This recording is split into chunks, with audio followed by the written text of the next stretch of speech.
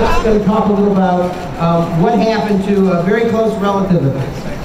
Yeah, my daughter couldn't be here today. She was one of the ones.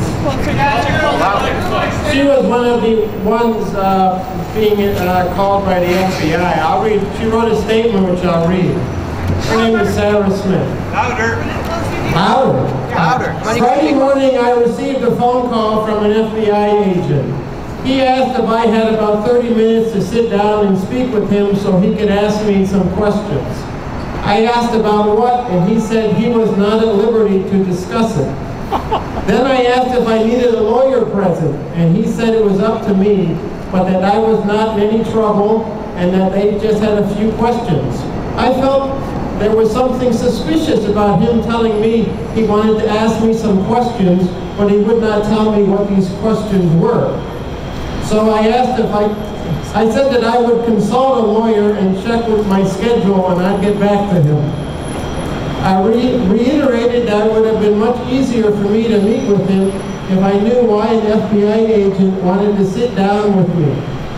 He then said it had to deal with the trip I took this last summer. He emphasized, I think you know which one I'm talking about.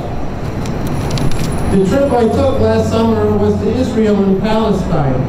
I am Jewish and wanted to see firsthand what life was like for Israelis and Palestinians. If I went on the standard tour to Israel, I would not have been shown how Palestinians lived. So I went on a tour that showed me both worlds, Israel and the Israeli-occupied Palestinian West Bank. I went with two Palestinian-American friends in Chicago, both of whom have been subpoenaed also.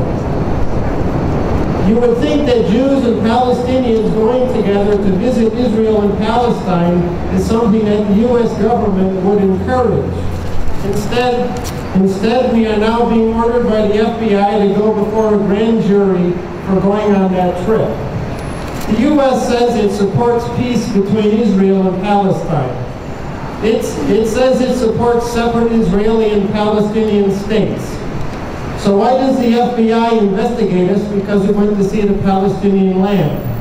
Top U.S. government leaders meet with Palestinian leaders. So why does the FBI investigate us because we talk to the average Palestinians on the street? I went there so I could make up my own mind and talk about what I saw. It seems to me that our government wants to hide what Israel is doing to the Palestinians. Finally, I'd like to thank the Committee Against Political Repression for the support they have given me. Now I just want to say something myself about my daughter. I'm very angry that the U.S. government thinks it's legal to have the FBI investigate my daughter simply for going to Israel and Palestine. As Sarah's father, I don't think I need to speak in defense of her character. While she was in high school, Crane Chicago Business had a special edition called the 100 Most Influential Women in Chicago. And they chose my daughter as being one of Chicago's 6 most influential and up-and-coming women high school students. Crane Chicago Business chose her partly because they saw she was willing to travel to different places in the world to see for herself and to make up her own mind about what was happening over there. Evidently, the FBI thinks that there's something criminal in doing that. I think Patrick Fitzgerald, the U.S. District Attorney, Robert Parker of the FBI, need to see my daughter and her friends and apologize to them. And I think President Obama, who was elected in 2008, because he said he would stop this sort of thing from happening, should make a point on his next trip to Chicago to personally apologize to my daughter and her friends for how this government is intimidating them. My name is Kristen Shremsky. I'm the media director with American Muslims for Palestine. I'm here to say that AMP uncategorically supports all the people who have been issued subpoenas by the FBI. We stand for justice. We stand for legal dissent, legal questioning of the government is guaranteed in the Constitution.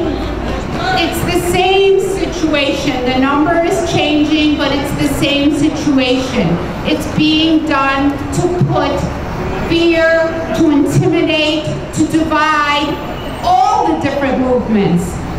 Some people do have a solidarity background, but of the original 14, some do union organizing, some do immigrant rights organizing, some do Latin America-focused organizing.